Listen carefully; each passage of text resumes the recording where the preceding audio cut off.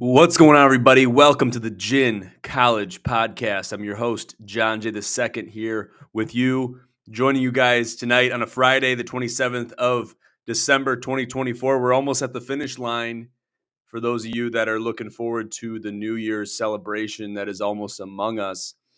It's exciting. It's exciting. It's almost here. 2025. It's going to be a hell of a year. It's going to be our year. It's going to be my year. It's going to be your year too. I know it is. You just got to be confident. You got to have faith. You got to have belief in the future and what it holds and all the positive vibes that it holds for you and your families going into the new year. So we're going to open it and embrace it with open arms. And I hope you guys all had a Merry Christmas. Everyone enjoyed the Christmas holiday. And thank you guys so much for joining us tonight here on the GCP. Boy, do we have a show in store for you. First off, we got to talk about Travis Hunter of Colorado Boulder winning the Heisman Trophy. Yes, I know a lot of us, me included, thought it should have been Ashton Jeanty of Boise State and the Broncos, basically making history already, making it to the 12-team format, very much deserving of that award and that feat to be awarded to them. It's really a sight to be seen, and I'm happy to see it. I'm happy for them. Being the first in the Mountain West and clinching the 1 seed, which essentially gave them a first round bye, and they will play Penn State on New Year's Eve. That's going to be a hell of a contest. We're going to talk about every contest and the upcoming contest primarily. We're going to talk about the recap, do a little bit of recap of the college football playoff, talk about what took place over the course of the previously leading into the Christmas holiday, December 20th, 21st, etc. Those games, the first round games, and we'll talk about those in brief. But basically, we're going to talk about the next round games going into the quarterfinals, and it's going to be good stuff. So, and then there were 8. So there's 8 teams left as it currently stands, and 4 games to then decide the semifinals, and then you'll have the finals following the semifinals. Obviously, you guys know how tournaments work. It's nice because it's a nice preface into March Madness, which we don't see until the new year. Actually, decently well into the new year. But looking at it and seeing it having a tournament style format is exciting. It's a breath of fresh air, especially leading into the new year, as we're going to be really basking in the moment leading into the new year. So it's exciting. It's an exciting time. I'm happy to be, in this position as an analyst and as a enthusiast in the game of football. So it's really exciting. We had some controversy. We heard some controversy more or less within the organization, but there's also been some controversy outside the organization as well when it comes to the 12-team format. Is the 12-team format something that is beneficial to the game? Is it something that is good for the game of football?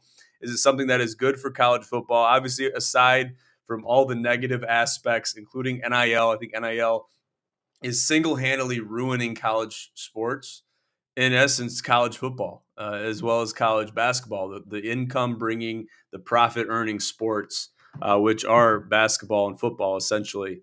I think NIL is essentially single-handedly disarming the college sports landscape and its ability to be effective in breeding great college athletes to the scene. And not only that, but preparing them for the next level to then get paid, to then earn an income from this. No, they're earning an income well before that, well before they've been having, to go through the ringer and go through the proving ground stage. We're paying these athletes, and it's not just a little bit. It's not just chump change. We're talking millions of dollars are being thrown at these student athletes. I think that's wrong. Not only that, but you also got the rules changes. You got things that are happening with the portal, the transfer portal stuff, which is essentially completely aside from the NIL program. So transfer portal, NIL, those are the 2 major problems. And if I want to be a negative Nancy, it's going to be at those two aspects, those two facets of college sports. So not only that, but now you have a third coming to the horizon. At least this for some people. I don't feel this way. I'm actually in very much support of the 12-team format. So let's go to the graphic here. We'll show you guys a visual. Basically, it shows you the seeds. It shows you the ranks. This is straight off the CFP website. So this gives you a little bit of a visual of what we're looking at, what we have to deal with going forward, not only right now, but also moving into subsequent rounds, which now we're in the quarterfinals. And the next game is going to be on the 31st of December. So looking forward to that one, Penn State, Boise State. But look at the 12-team format. Look how beautiful that bracket is. I mean, before it was 4 and now it's 12. I mean, I think a growth in the number of teams in the college football playoff can only be beneficial to the game. You know, in light of all these things that are basically detrimental to the sport, I think this is a breath of fresh air. I think this is a good move by not only the committee, but the NCAA as a whole to take a step in the right direction and say, we're going to make it a 12-team format. We're going to have a 12-team system where teams maybe from the Mountain West and maybe from lower conferences can make it. They can make it to the CFP. Okay. And these teams deserve to make it. Okay. You got teams in there like SMU. Obviously, you got Boise State. You got some of the lesser, I don't want to call them lesser teams, but they're more on the lower side of the spectrum when it comes to D1 football, Power 5 teams. Okay, you're looking at teams that aren't really in the fold that much. You got teams that are non-conference teams like Notre Dame. You got Clemson in there, which they've been faulty and they've been faltering here and there.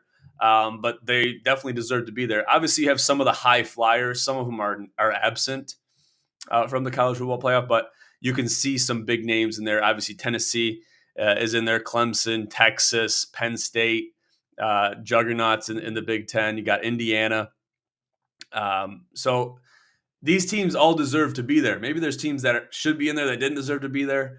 I think, and this was previously mentioned as well, I kind of figured that with the increased number of teams that we would see possibly more difficulty, more controversy of teams that either shouldn't be in there or teams that should be in there that aren't in there.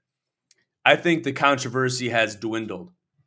I think the amount of teams that have been allowed to be in is justified. I think it makes the job of the CFP committee much easier with having a 12 team.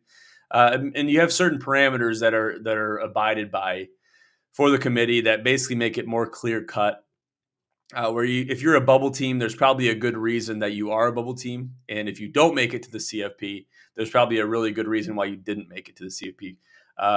Compared to the Florida State incident, which that wound up playing out in the CFP committee's favor because you could tell by their bowl game, they did not deserve to be in the college football playoff in the top 4.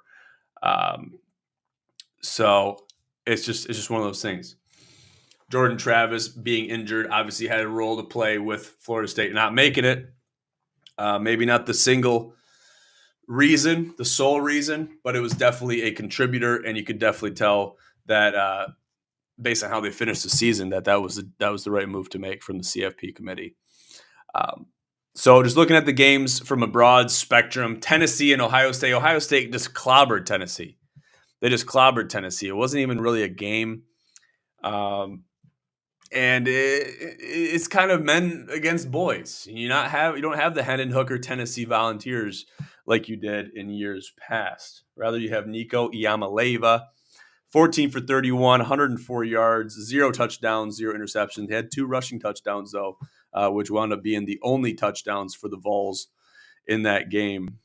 So they got smoked. They got smoked. I mean, it kind of goes without saying. Lost to Ohio State 42-17. Will Howard threw for 311 yards, 2 touchdowns, 1 interception, but he was 24 for 29 catches for attempts. So you got to look at that. Travion Henderson doing what he had to do on the ground, rushing for 80 yards and 2 touchdowns with 10 carries. And Jeremiah Smith holding the rope down, 6 receptions, 103 yards and 2 touchdowns. So Ohio State's doing what they have to do. They're bouncing back. Ryan Day is happy with where the Buckeyes are at right now, especially coming off that loss against the Michigan Wolverines, which that's going to take them a while to get over. They're going to be playing with a vengeance, I think, for a long time after that loss. But they got a big test against Oregon. Big test against Oregon. So we'll look forward to that game. That's not until the new year. So I believe that's on New Year's Day. We'll look forward to that one and how that plays out. Cade Klubnik and the Clemson Tigers, they didn't get the job done against the Texas Longhorns in Quinn Ewers. Listen, another men against boys contest. You got teams in here that probably shouldn't be in here. It doesn't matter what team they are. It's who decides to show up and who decides to take the field and who decides to set the tone. Texas and the Longhorns decided to set the tone. They're probably playing pissed off because they don't want to be a 5 seed. They're ranked 3 on the AP polls. They want to be at least in the top 4. They wanted to earn that top 4 first round bye. That didn't happen. So they're playing with a vengeance, and I think they're going to continue to take that anger out on Arizona State and the Sun Devils. So look forward to that happening. Going over towards the Big Ten in the Northeast region, you got Indiana and Notre Dame. That was a men against boys contest if I've ever seen one. Talk about a last-minute comeback by the Hoosiers. They almost did it, almost made it happen. They almost had a Cinderella story in Curtis Rourke. And the entire Indiana Hoosiers offense, they struggled their asses off that day. In that game, it was just kind of hard to watch. You felt for them, you felt bad for them, but you wanted them to succeed. You didn't want them to fail. I actually had Indiana winning that game against Notre Dame, and I'm a dumbass for that because listen, we figured that was going to be our opportunity to shine. That was our opportunity to shine. That was our opportunity to continue and to make it happen, but it wasn't to be.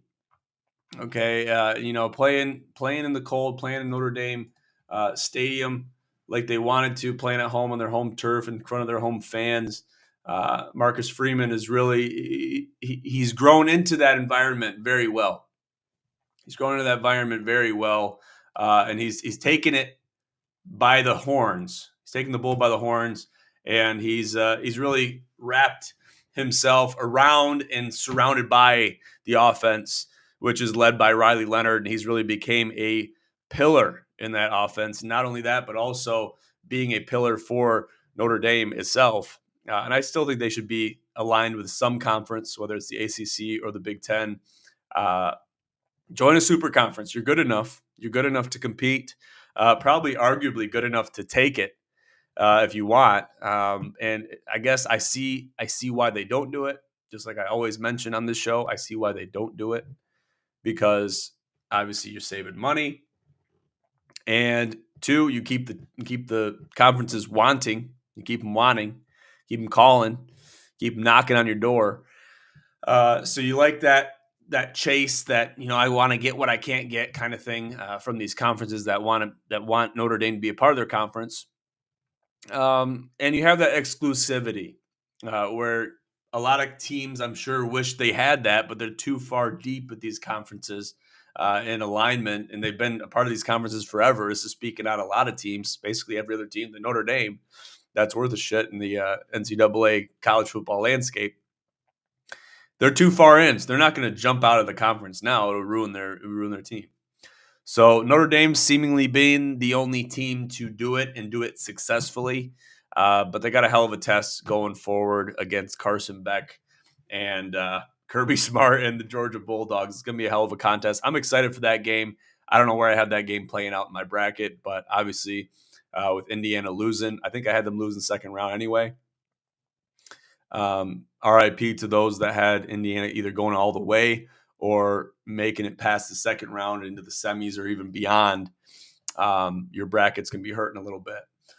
But Riley Leonard, he can hold his own. I feel good about Notre Dame against this Georgia team. They've been playing, they've been skating by, basically by the skin of their teeth for many games this year.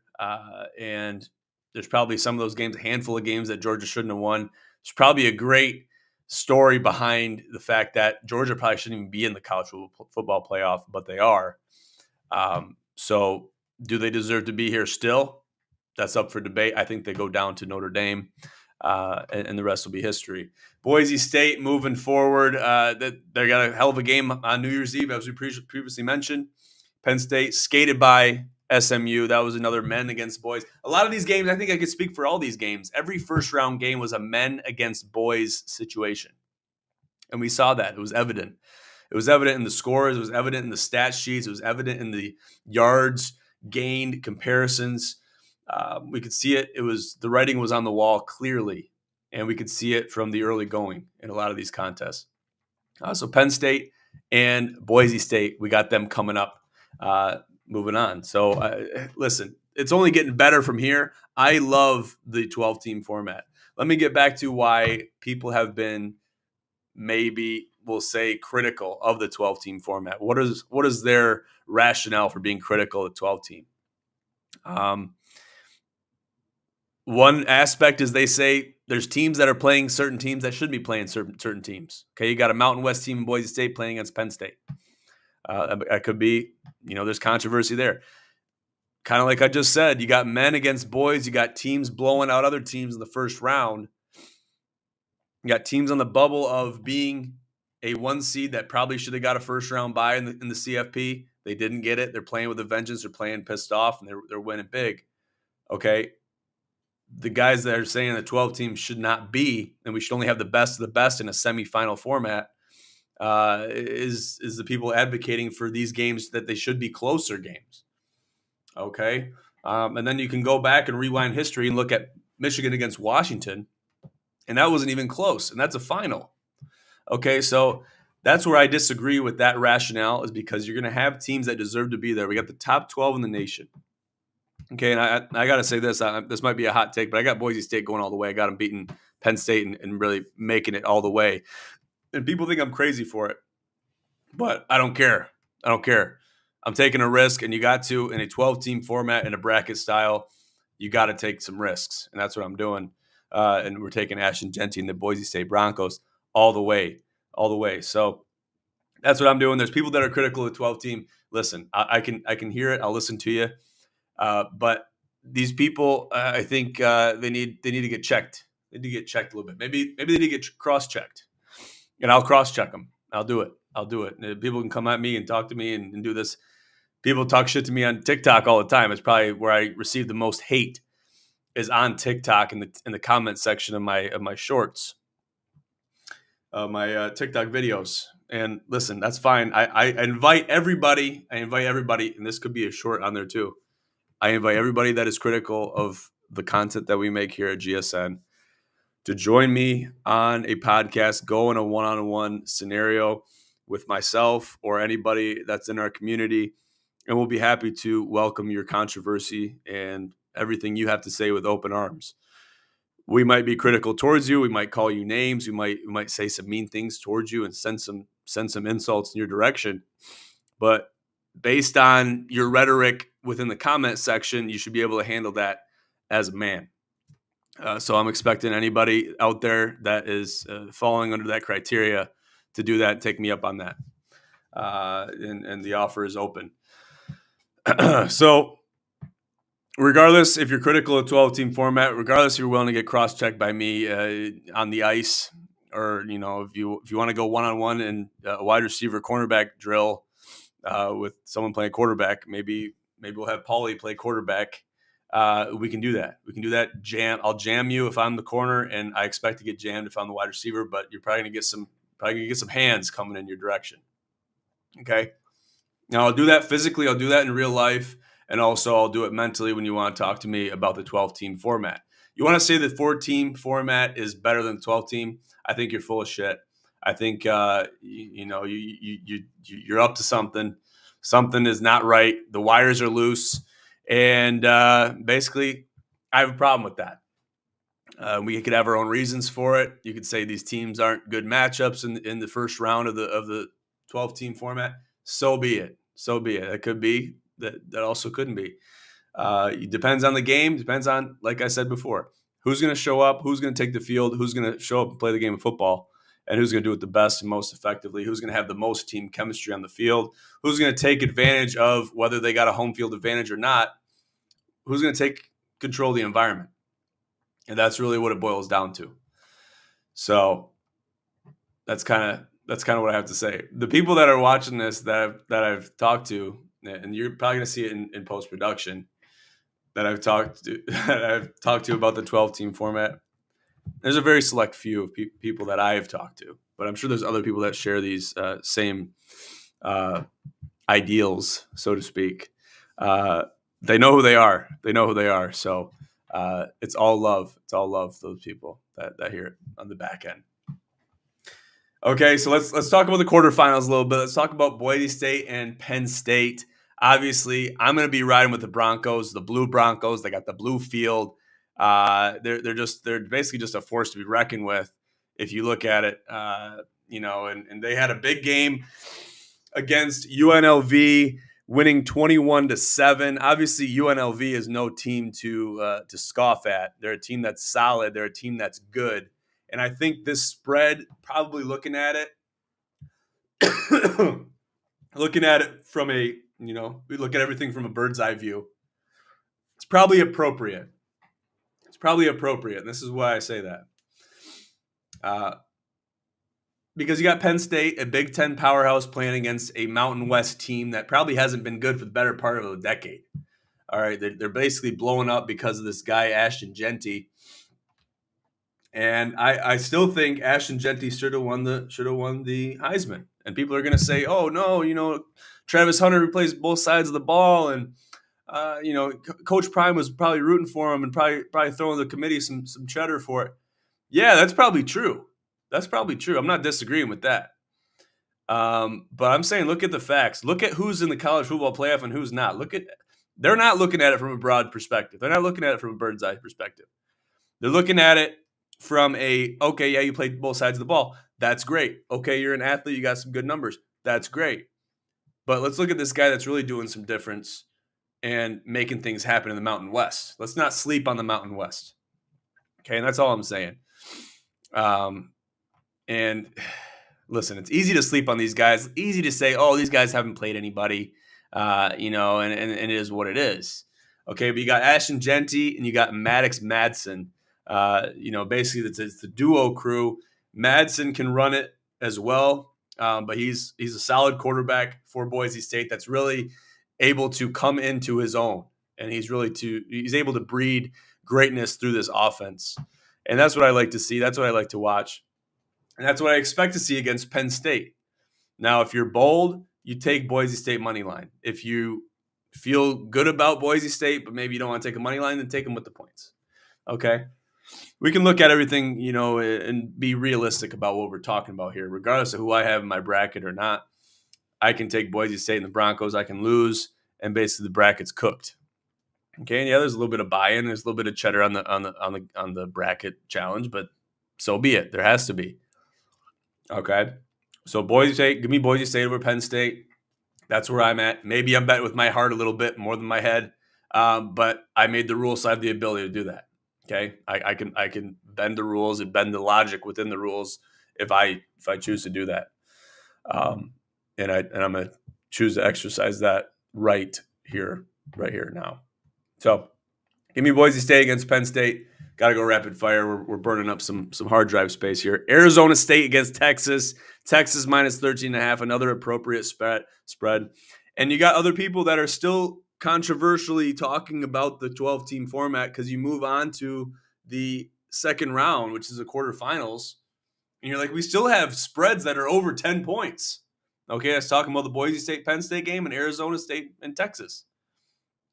Okay, yes, maybe so, but these teams earned their right to be there under the criteria set forth by the NCAA, and this was set forth before this season.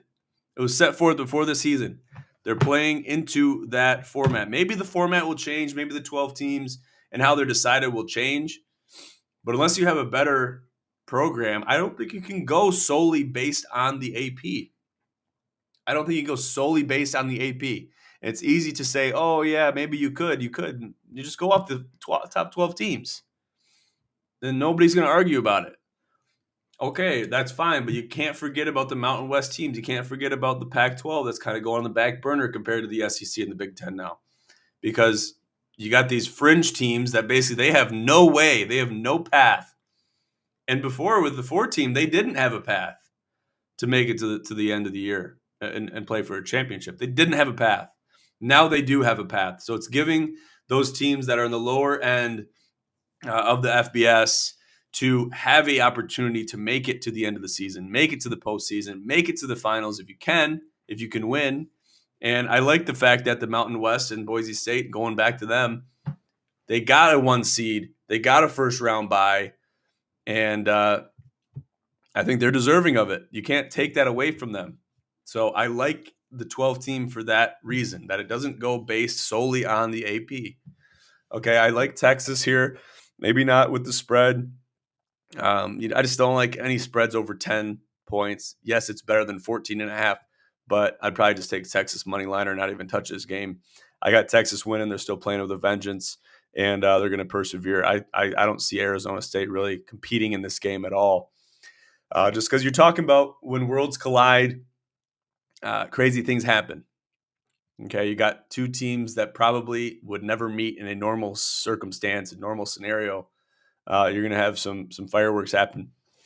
Maybe you see some difficulty being thrown in Texas's direction from Arizona State and the Sun Devils. We'll have to wait and see what happens. But as for now, I like Texas. Moving on, Ohio State and Oregon. Okay, now this is a spread that I think is going to throw some people for a loop. And that is Oregon -2, or Ohio State rather, -2.5. You got Ohio State -2.5 playing against the Oregon team that maybe they deserve to be there, maybe they don't. But be it as it may, these teams are meeting. These teams are meeting. And if we go back to the bracket, we can see that they're meeting in the Northwest Division. And not that there's really even divisions, because we're just kind of making that up as we go. We got a 1 seed playing against the 8 seed, which Ohio State is still the 6 in the AP after laying the wood on Tennessee and the Vols. Who's going to show up? Obviously, Vegas has Ohio State winning by just under a field goal. And it could happen. It could happen real easy. But I guess who's gonna be the difference maker? Who's going to be the difference maker on Ohio State to really make it not be a game? You want it to maybe not be a game. Okay, you look at who beat Michigan. Oregon beat Michigan 38-17. Yeah, Michigan beat Ohio State. You got a little bit different of a game. Okay, but you got Dylan Gabriel, you got Jordan James, you got Noah Whittington, and these guys are going to have to get it done. They're the backbone of the Oregon offense. That goes without saying. Okay. You got some great receivers, Justice Lowe. You got Trayshawn Holden, Terrence Ferguson, Kenyon Sadiq. You got some guys on your receiving core for Oregon that can make a difference. But are they going to do it against this Ohio State defense? That's up for debate. Will Howard has to command the Ohio State offense if they want to be good. They want to be successful. So for there to be a spread like this against the undefeated Oregon team, it's kind of fascinating to me. If I'm looking at this and I'm looking at it like I am, we're playing in Pasadena. Okay, we're playing the Rose Bowl. Okay, neutral site, if you will. I think you're more on the West Coast. You're probably more in Oregon territory than you are in Ohio State territory. But nevertheless, you got 2 Big Ten teams going at it. Big Ten juggernauts. I mean, the Big Ten is making up a lot of this bracket, which only goes to prove the fact that the Big Ten is becoming a super conference if it isn't already. So, be it as it may. Moving on, let's talk about Notre Dame and Georgia. Georgia -2 against Marcus Freeman's Fighting Irish. Listen, this one could go either way. I like Notre Dame here. Give me Notre Dame. They played with poise against Indiana. Maybe they didn't finish as strong as they should have, but I like Notre Dame, and I like what they're able to do on both sides of the ball. They can get it done. So Carson Beck, Georgia, the Georgia Bulldogs, they haven't impressed me. They haven't impressed me like they should have. And by this point in the season, they should be impressing me a lot more. I mentioned earlier that they probably shouldn't even have won or shouldn't even have made it to the college football playoff, much less got a berth. Okay, and you look at the SEC championship, Georgia against Texas, which they have a great chance of making it and finding each other again in the college football playoff final. Could happen. And we could see it. But I think that was a fluke. I really do. I think that was a fluke for Georgia to win that game. And I don't think they could do it again. I really don't, especially with close games like they had against Georgia Tech, which, went 8 overtimes. That never should have happened. They never should have won that game. But they had more intensity. They had more willingness to face adversity. They had more agility. They had more grit. They had more experience in that situation. So that's why they won that game. But it's games like that they're close games, and maybe they win those games, and so be it. Okay, you look back in October, they beat Texas 30-15. Okay, so listen, these guys are still the Georgia Bulldogs. That can't be slept on. But can they face the fire when it's met with them, when the going gets tough and everything's on the line? That's yet to be determined.